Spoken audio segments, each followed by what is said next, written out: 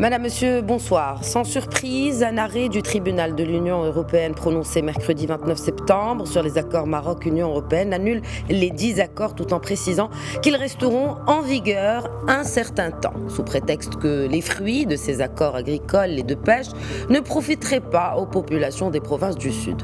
Contrairement aux magistrats de ce tribunal, plusieurs eurodéputés ont souligné que les accords agricoles et de pêche entre le Maroc et l'UE ont profité directement aux populations du Sahara marocain, insistant que le Polisario n'a aucune légitimité pour contester ces accords. Rappelons dans ce sens que le taux de participation a été record aux dernières élections du 8 septembre, notamment dans les 3 régions du Sahara marocain. Un représentant élu démocratiquement de l'une de ces 3 régions, celle de Dakhla Oued Dahab, Yanja Al-Khattat, s'exprime ce soir sur le sujet et partage avec nous les réactions des populations locales et des opérateurs économiques après ce jugement du tribunal européen.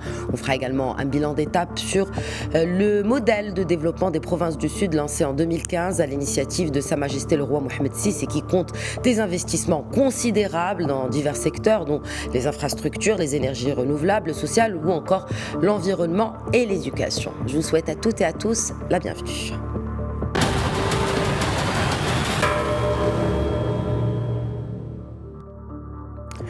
J'ai donc le plaisir d'accueillir depuis Dakhla Yanja Al-Khattat, président de la région Dakhla Oued Dahab. Bonsoir Yanja Al-Khattat, merci d'être avec nous. Bonsoir et merci pour la réception. Alors, d'être avec nous ici. Merci beaucoup. Merci. Peut-être commencerons-nous avec une réaction des populations suite à la décision du tribunal européen. Bien sûr que cette décision est une décision qui nous a surpris tous, car d'abord le jugement qui a été fait est très loin d'être juridique. Je pense que le côté politique a été le plus marquant dans cette décision.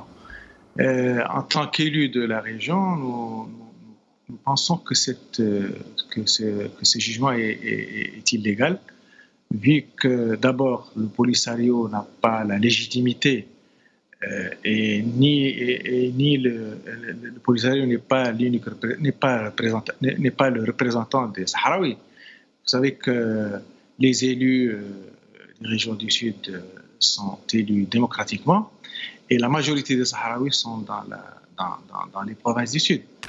Le deuxième élément, c'est que ce jugement n'est pas... on a assisté au même scénario en 2016 et en 2015. Et malheureusement, c'est la même composition de ce tribunal qui a fait le même jugement. Et cela en contradiction avec les aspirations de la Commission européenne, qui, bien sûr, voit l'intérêt de renforcer davantage la coopération avec le Maroc. Et le Maroc dans toute sa totalité, c'est-à-dire territoriale, y compris les régions du Sud, qui sont une partie intégrante du Maroc. Les 2 accords sont des accords l'accord de commerce et de l'agriculture et de la pêche sont des accords importants, vu que d'abord, les produits agricoles qui sont exportés vers l'Union européenne ne peuvent différencier, on ne peut pas différencier entre les régions marocaines, le Sud, c'est-à-dire les régions du Sud et les autres régions. Il ne peut pas y avoir de préférence pour les régions du Nord et laisser les régions du Sud. Cela représenterait une condamnation des efforts de développement qui ont été faits dans les régions du Sud. Dans ce cas-là, les produits provenant de Dakhla, de l'Ayoun ne seront plus concurrentiels par rapport aux produits d'Agadir ou de Marrakech. Donc, nous, en tant qu'élus et en tant que véritables représentants des populations, nous défendons âprement les intérêts des populations de nos régions. Et nous appuyons fortement le développement qu'a connu ces régions et nous défendons l'intérêt suprême des opérateurs économiques et de la population en général dans ces régions du Sud. Justement, Yann Khattat, donc vous avez un contact permanent, bien sûr, avec les opérateurs économiques. Donc nous avons parlé de la réaction des populations de manière générale. Qu'en est-il des opérateurs économiques? Quelle a été sa réaction? Peut-être des réactions qui vous sont remontées de ces opérateurs économiques suite à cette décision du tribunal européen d'annuler ces accords entre le Maroc et l'Union européenne, notamment sur les volets agricoles et de pêche. Bien sûr qu'il y a un mécontentement, mais aussi nous sommes sûrs que cette décision est une décision d'abord qui n'a pas d'effet direct, car il y a encore l'appel.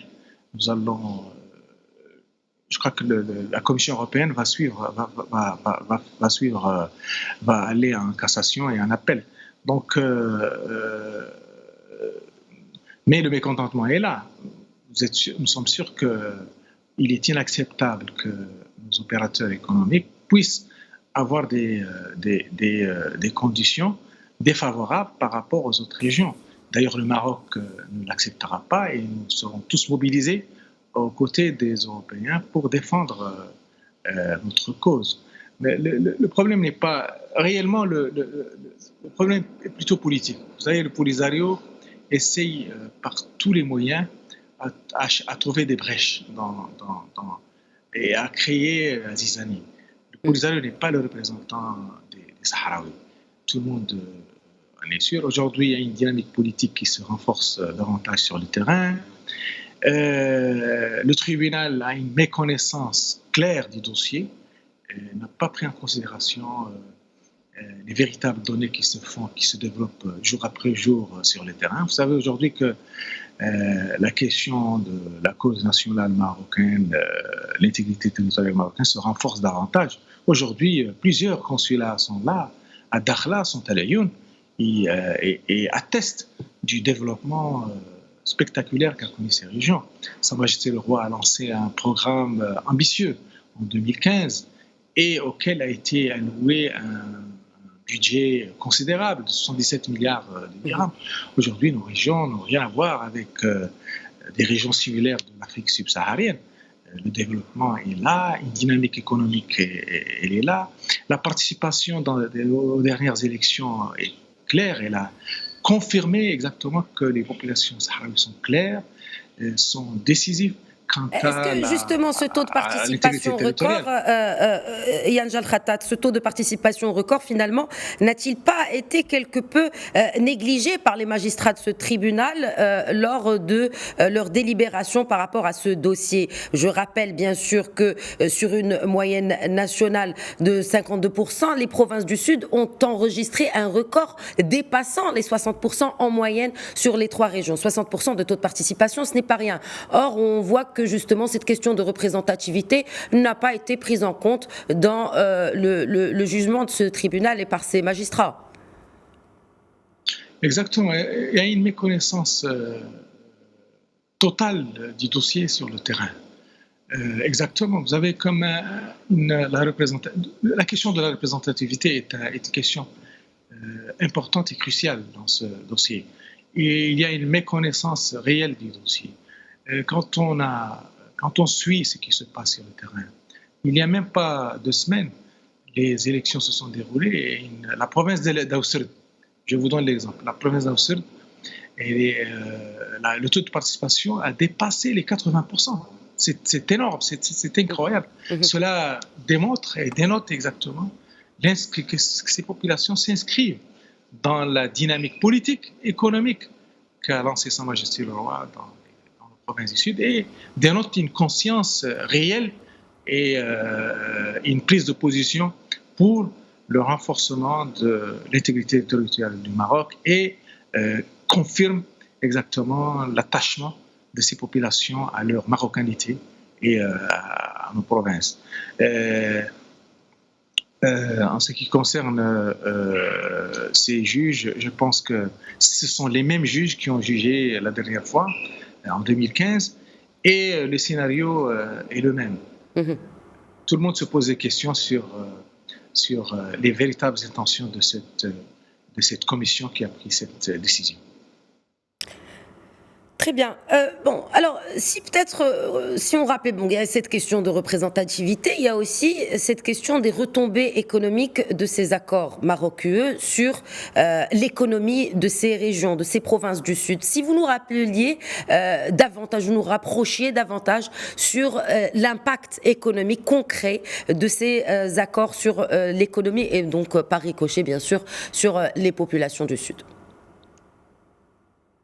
Mais il est clair que des programmes très importants ont été lancés par l'État marocain et dans les provinces du Sud, et plus particulièrement dans des secteurs comme l'agriculture. Je vous donne par exemple, aujourd'hui à Dakhla, nous avons des programmes clairs. Plusieurs agriculteurs marocains d'origine sahraoui, qui sont d'origine de ces provinces, sont là, ce sont des jeunes opérateurs, et bien sûr doivent profiter comme les autres d'Agadir, de Marrakech, des mêmes facilités que leur offre cet accord. On ne peut pas accepter, on ne peut pas priver ces jeunes. Aujourd'hui, vous avez 5000 hectares qui sont en train d'être préparés et auxquels ils seront alloués à des jeunes de la région et qui vont travailler dans l'agriculture, comme vous savez, aujourd'hui, Dakhla produit beaucoup de tomates cerises et du melon qui sont vendus sur les marchés européens, américains et autres. Mais sur le marché européen, nous voulons par exemple que la tomate cerise de Dakhla ait les mêmes avantages que celle de Marrakech ou d'Agadir. On ne peut pas, on est plus concurrentiel si on paye les frais de douane. C'est ça, l'accord, il est là. Il y a des prix préférentiels. Donc, on ne doit pas priver les régions du Sud, le développement de ces régions du Sud, les condamner et les isoler des avantages de cet accord. Voilà, c'est exactement cela. Au niveau de l'économie régionale, bien sûr que tout développement économique est important. C'est le même tissu. C'est quand le secteur de l'agriculture marche, c'est-à-dire que c'est les retombées, c'est tous les autres secteurs, c'est le secteur de l'immobilier, c'est les différents secteurs, c'est la même chaîne. Donc, on ne peut pas tolérer qu'une partie du Maroc qu'elle ait un avantage, alors que l'autre partie n'en profite pas. J'ai moi-même été à Bruxelles, en 2016 et en 2017, j'ai participé aux négociations et nous avons fait tous les contacts pour expliquer à la Commission européenne l'intérêt de cet accord pour le développement des régions du Sud. Et j'ai même reçu des délégués qui sont venus voir sur le terrain les réalités et qui ont été réellement frappés par l'importance des informations qu'ils ont pu recueillir sur le terrain à travers leur contact direct avec les opérateurs économiques et à travers aussi la découverte d'une véritable stratégie de développement qui a été initiée par Sa Majesté. Donc voilà les vrais contours de ce problème. Si on revenait justement sur cette stratégie de développement, ce modèle de développement des provinces du Sud, lancé, vous venez de le rappeler, en 2015 par le souverain, où en sont les chantiers? Quel est le taux d'achèvement des chantiers, des principaux chantiers, notamment en infrastructure, de ce modèle de développement des provinces du Sud, qui a quand même mobilisé une forte enveloppe budgétaire de plus de 70 milliards de dirhams? Oui, effectivement, le taux de réalisation des projets contenus dans ce programme, un programme qui est important et d'un niveau très élevé. Je vous donne un exemple. Par exemple, la route Tiznit-Dakhla est aujourd'hui à un taux qui dépasse les 77%. Le tronçon Dakhla-Laayoune est pratiquement réalisé à 100%. Un projet structurant aussi, le branchement de Dakhla au réseau national électrique, il est à 99% de réalisation. Pratiquement tous ces projets sont supérieurs, le taux de réalisation est supérieur à 70%. Ces projets structurants sont des projets qui vont renforcer davantage l'infrastructure au niveau de ces régions, les régions du Sud, et qui vont renforcer l'attractivité de ces régions pour drainer plus d'investissements étrangers et faire de ces régions un vrai pôle de développement, un pôle créateur d'emplois et de richesses. Donc voilà, c'est exactement. Mais d'autres projets sont en cours de réalisation, comme le port atlantique de Dakhla, qui va désenclaver la région et qui va s'ouvrir, qui va faire de cette région une région similaire à celle de Tangier. Pourquoi pas? Le potentiel est là et la position géostratégique est importante sur l'Afrique subsaharienne, puisque le port de Tangier est braqué pratiquement sur la Méditerranée et sur les autres régions. Le port de Dakhla vise une percée énorme sur l'Afrique subsaharienne. Et comme vous savez, l'Afrique, c'est l'avenir. En 2050, l'Afrique sera pratiquement le continent le plus peuplé. Certains parlent de Dakhla comme la future porte de l'Afrique. C'est finalement un des objectifs de ce port de Dakhla Atlantique, que c'est finalement l'ouverture vers l'Afrique à travers l'Atlantique. Donc Dakhla, prochaine porte de l'Afrique, et Anjal Khatat. Exactement. Dakhla, je n'en doute pas. Je suis sûr que ce port va révolutionner la position géostratégique de cette région. Il va créer ce pont dont Sa Majesté a toujours souligné, pont vers l'Afrique subsaharienne et qui s'ouvre aussi sur les Amériques. N'oublions pas que ce port est géostratégiquement très très bien positionné et le potentiel est énorme. L'Afrique va doubler de population. Il y aura en 2050 un Africain un habitant du monde sur 3 sera africain. Et la consommation est là. Donc, la région de Dakhla Oued Dahab et les régions du sud, en général du Maroc, vont bien sûr profiter de cette locomotive de développement qui est le port atlantique de Dakhla. Alors, vous avez parlé tout à l'heure des investissements qui sont drainés grâce justement à ces infrastructures, mais pas que. Est-ce qu'aujourd'hui, ces investissements pourraient déranger par rapport à cette attractivité que représentent de facto aujourd'hui les provinces du Sud? Bien sûr qu'il dérange les ennemis, oui. Je dirais qu'il dérange. N'oubliez pas que la route, par exemple, Tiznit-Dakhla, c'est d'abord l'unique route qui lie l'Europe à l'Afrique subsaharienne, en passant par Tanger, Dakhla vers l'Afrique subsaharienne. Je vous rappelle que notre voisin, l'Algérie, a essayé de faire une route similaire passant de Tindouf vers Nouakchott et à partir de l'Afrique subsaharienne, mais ça n'a pas du tout marché parce que on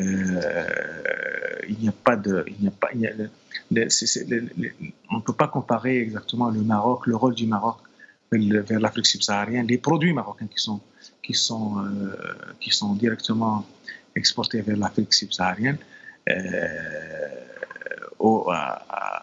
à cette route qui n'a pas pu continuer de Tindouf mais aussi n'oublions pas que effectivement le développement du Maroc, le développement de ces provinces du Sud réaffirme davantage que le Maroc est sur le bon chemin. Le Maroc a adopté cette stratégie de développement qui est la véritable solution de ce problème qui a été bien sûr créé par l'Algérie et financé. Et nous voyons, le Maroc va avec des pas fermes dans le développement de ces régions pour solutionner tous les problèmes de l'emploi, problèmes de l'habitat, problèmes de la formation, tous les problèmes liés à l'homme. Et je pense que nous sommes fiers de cela et nous sommes sûrs que nous sommes sur le bon chemin. Alors, quand on parle aussi investissement, il y a une certaine diversification aujourd'hui des investisseurs. On est un peu sorti des sentiers battus, des investisseurs classiques, des partenaires classiques et historiques du Maroc, en l'occurrence européens. Et on s'est ouvert dans cette stratégie, bien sûr, initiée par le souverain, on s'est ouvert vers le monde, vers de nouveaux partenaires. Est-ce que cela a également joué dans l'exacerbation un peu de certains de nos partenaires historiques par rapport à cette diversification d'investissements étrangers présents au Maroc, Yann Jalkhatat? Je pense que oui, que le Maroc aujourd'hui n'est pas le Maroc d'hier. Aujourd'hui, le Maroc a ses relations, le Maroc est un pays ouvert et je prends l'exemple des provinces du Sud. Aujourd'hui, à Dakhla, nous avons beaucoup d'investisseurs qui viennent de partout et nous sommes ouverts à toutes les nationalités. On ne peut pas différencier. L'investissement n'a pas de nationalité. C'est les bienvenus. Il est le bienvenu là où il vient. Et aujourd'hui, des secteurs comme le tourisme, comme l'agriculture, comme les logistiques, comme l'énergie, les énergies renouvelables, tous ces investisseurs sont là. Il y a des Chinois, il y a des Italiens, il y a des Turcs, il y a des toutes les nationalités sont les bienvenues ici. Bien sûr qu'on sort un peu du traditionnel, et je pense que tout le monde ne peut que comprendre cette importance du Maroc, qui est aujourd'hui une destination sûre à tous les investisseurs. Pour terminer, donc nous avons commencé par votre réaction, vous en tant que représentant élu démocratiquement de la population, en tout cas de la région Dakhla Oued Dahab. Nous clôturons, si vous le permettez, Yann Jalkhatat, par la réaction aussi face à cette déclaration conjointe émanant du représentant de la Commission européenne et du chef de la diplomatie marocaine, et qui parle d'un partenariat euro-marocain de prospérité partagée, et qui ont tous les deux exprimé leur volonté de continuer ce partenariat. Comment vous, en tant que représentant donc de ces populations de Dakhla Oued Dahab, avez réagi face à cette déclaration conjointe donc qui a suivi de peu cette décision du tribunal européen? On est bien sûr satisfait par cette déclaration, mais on est sûr aussi que la Commission européenne, qui est un peu le gouvernement de l'Union européenne, est conscient de l'importance du Maroc en tant que partenaire, du partenariat aussi avec le Maroc. Le Maroc est un partenaire sûr. Le Maroc joue un rôle important dans les relations bilatérales avec l'Union européenne.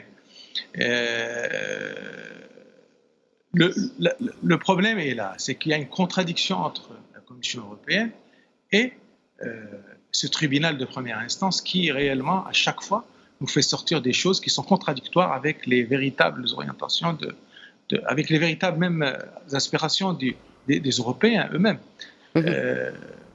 Donc, il est clair que les intérêts sont là. Le Maroc est un pays sûr. Le Maroc est un partenaire sûr de l'Union européenne. La Commission européenne en est consciente. Donc, il n'y a pas de raison à ce que l'on se plie devant ce genre de décision, devant ce genre de jugement, vu les intérêts suprêmes des deux nations, le Maroc et l'Union européenne. Très bien. Encore une fois, je réitère mes remerciements à vous, Yann Jalkhatat, président de la région Dakhla Oued Dahab. Merci d'avoir répondu aux questions de Médian TV ce soir. C'était un plaisir de vous interviewer. Merci beaucoup, c'est gentil. Au revoir. Voilà, c'est la fin de Question Écho. Très bonne soirée à toutes et à tous.